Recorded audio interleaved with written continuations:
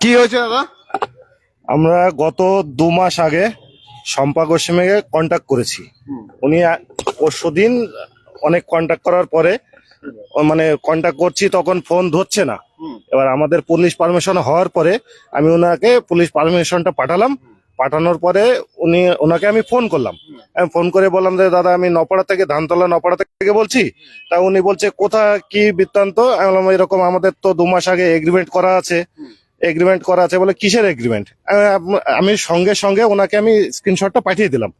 বলে দাদা আমার তো ভুল হয়ে গেছে, আমি তো খাতায় তুলতে মনে নেই।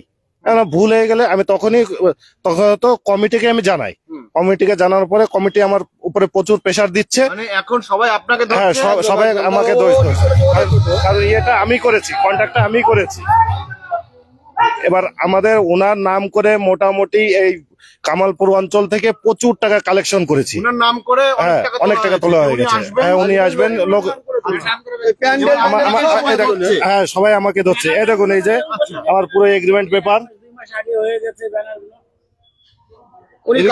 এগ্রিমেন্ট পেপার, এই যে 5,000 টাকা অগ্রিম করা হয়েছে। অগ্রিম 5,000 টাকা। আর এই যে যেটা থেকে করেছিলাম, এই যে ফোন পে শম্পা গোস্বামীর শম্পা গোস্বামী অ্যাকাউন্টে টাকা ঢুকেছে 4ই নভেম্বর। হ্যাঁ, আজ থেকে 2 মাস আগে টাকা পাঠিয়েছি। এই মুহূর্তে আপনারা কি করেছেন? আমাদের এই যে সব এই যে যা করেছি, আমাদের এই ড্যামেজটা কে দেবে? ওনার যে প্রোগ্রামের জন্য যে এই জিনিসগুলো আমরা সেট করেছি, এই ড্যামেজটা কে দেবে? কমিটির উপর যে প্রেশার গুলো আসছে বাইরে থেকে, আমরা পাড়ায় পাড়ায় গিয়ে টাকা তুলেছি, 2 টাকা 5 টাকা করে দিয়েছে ওনাকে দেখবে বলে। উনি এত বড় একটা শিল্প হয়ে এই জিনিসটা কেন করলো? তারপর আপনারা কি করলেন? থানায় জানিয়েছি, থানায় জানিয়েছি। এই যে থানার কপি, এই যে। এখন কি চাইছেন আমরা এই যে টোটাল ড্যামেজ চাইছি। ওনার অনুষ্ঠানের জন্য আমরা যে জিনিস সেটআপ গুলো তৈরি করেছি, সেই সেটআপের যে টোটাল এই প্যান্ডেল বলো, লাইট বলো, আমার স্টেজ বলো, এই খরচাটা কে দেবে? আজকে যে পাবলিক আসবে, পাবলিককে আমরা কি বলবো? আজকে যে পাবলিক গুলো আসবে, আমরা শম্পা গোস্বামীকে বলেছি সবাইকে যে শম্পা গোস্বামী আসছে আজকের দিনে। আজকে না হলে এখানে 2 থেকে 2,500 লোক হবে।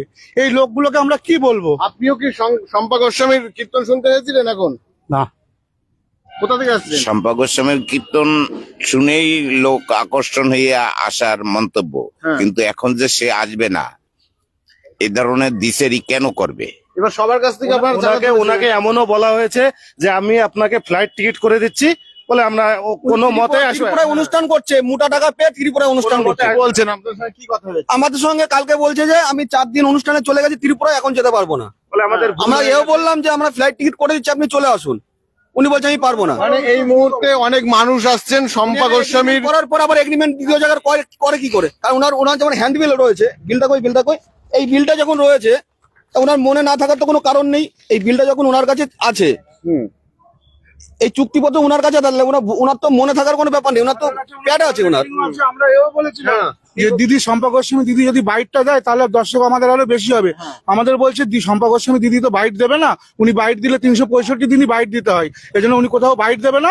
আপনারা ব্যানার ছাপান, শম্পা গোস্বামী আসছে। ব্যানার ছাপিয়েছে, আমরা গেট লাগিয়েছি 1 মাস আগে। 1 মাস আগে ব্যানার, আমার ব্যানার টানানো আছে, বিল করা আছে। চলো এই সেটআপ গুলো কে দেবে? এই সেটআপের খরচাটা কে দেবে? এখন সবাই আসছে কীর্তন শুনতে, কিন্তু শিল্পী এলো না। উনি মোটা টাকা পেয়ে অন্য জায়গায় চলে গেছে। এখন কি করবে? ডেমারেজটা কে দেবে? আমরা ওই জন্য থানার প্রশাসনের উপর ছেড়ে দিয়েছি, যা করবে প্রশাসন করবে। এই যে ডেমারেজটা কে করবে? ওনার সঙ্গে চুক্তিপত্র আছে।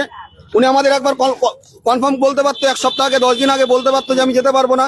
উনি কালকে বলছে আমার ত্রিপুরায় কাজ ধরা আছে, ত্রিপুরায় চলে এসছে, আমার মনে নেই। তাহলে তাহলে এই বিলটা কি জন্য? এই চুক্তিপত্রটা কি জন্য? মনে থাকার জন্যই তো। কোন ঠিকানা কি আছে আপনাদের? আমাদের পূর্ব নোয়াপাড়া, সর্বজনীন শ্রী পোষকালী পুজো।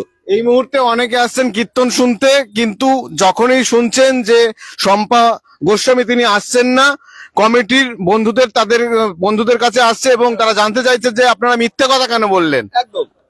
একদম চিটিংবাজি উনি করেছে, কমিটি দায়ী নেবে কেন? চিটিংবাজি উনি করেছে। আসবে সবার একই প্রশ্ন যে শম্পা গোস্বামী যখন আসবে না, তাহলে আপনারা এত ব্যানার ছাপিয়েছেন কেন? এত প্রচার চলছে 1 মাস। আমি প্রচারে গেছি, আমাকে সবাই জিজ্ঞেস করছে আসবে না কেন। সবাই এই একই কথা বলে যে আসবে, আমরা আসবো। এই জন্য প্রচারে আজকে গেছি, প্রতিটা প্রায় বাড়িতে আমাকে জিজ্ঞেস করেছে যে স্বপ্না গোস্বামী কেন আসবে না। তা এখন কি করবেন? আমরা চাইছি আমাদের এই যে ডেমারেজটা কে দেবে? এই ডেমারেজটা শিল্পী কি বলছে আপনাদের? শিল্পী বলছে আমি সামনের বছর করে দেবো, বা আমি 10 দিন পরে করে দেবো। 10 দিন পরে কে করবে? এ তো প্রচুর খরচ। 10 দিন পরে করবে কে? আমাদের আজকের অনুষ্ঠানে টোটাল খরচ আছে 1 লাখ টাকা আজকের অনুষ্ঠানে। এবার এটা কি হবে? টাকা তো দূরে থাকে, লোকগুলো আসছে, এটা আমরা কি করব? চিটিংবাজি উনি করেছে, চিটিংবাজি কমিটি দায় নেবে কেন? কারণ উনি তো চিটিংবাজি করেছে, এই যে ওনার প্যাড, উনাকে যে টাকা পাঠিয়েছে 2 মাস আগে, উনি বলছে ওনার মনে নেই, উনি ডায়েরিতে তুলিনি। ডায়েরিতে তোলার কি দরকার? যেহেতু আমার বাইনা যেহেতু আমার প্যাড আছে, তাহলে আমি ডায়েরিতে কেন তুলতে যাবো? হ্যাঁ, আমরা চাইছি ওনার কোনো সাজা হোক। চিটিংবাজির জন্য ওনার একটা সাজা হওয়া উচিত। দেখতে পাচ্ছেন এই মুহূর্তে কমিটির মধ্যে একটা উত্তেজনা, অনেকেই দুষছেন যিনি আপনাকে সবাই ধরছে, তাই তো? সব থেকে বেশি চাপ পড়ছে আমার উপরে, কারণ কন্ট্রাক্ট আমি করেছি, এই জন্য সব চাপ পয়সার মানে যাবতীয় যা কিছু সব আমার উপরে পড়ছে। ওকে বলেছি 2 মাস আগে টাকা দিয়ে বুক কিন্তু করতে বলেছি। আপনারা দেখুন, গ্রামের লোক সবাই যদি ইনাকে ধরেন, তাহলে আমার সঙ্গে ওনার কথাও আছে, রেকর্ডিংও আছে, আমি শুনিয়ে দিচ্ছি এক্ষুনি।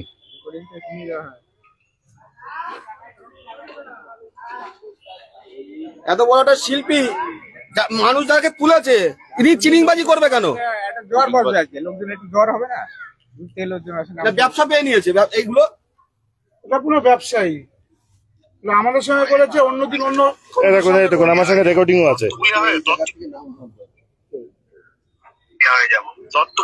দত্তকুলিয়া থেকে 7 কিলোমিটার রানাঘাট রোড।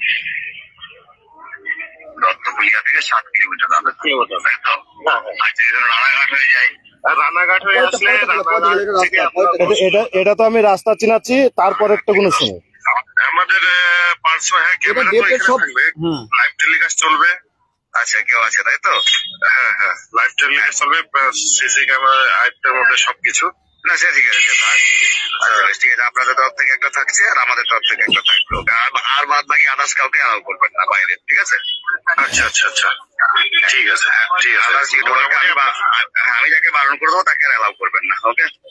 আচ্ছা, ঠিক আছে। কমিটির তরফ থেকে যে থাকবে তাদের আমাদের কোনো আপত্তি নেই, ঠিক আছে? আচ্ছা, ঠিক আছে। মোটামুটি আপনাদের 2টো রুম লাগবে। হ্যাঁ, সে 2টো রুমও আমাদের বাড়িতেই হয়ে যাবে। হ্যাঁ।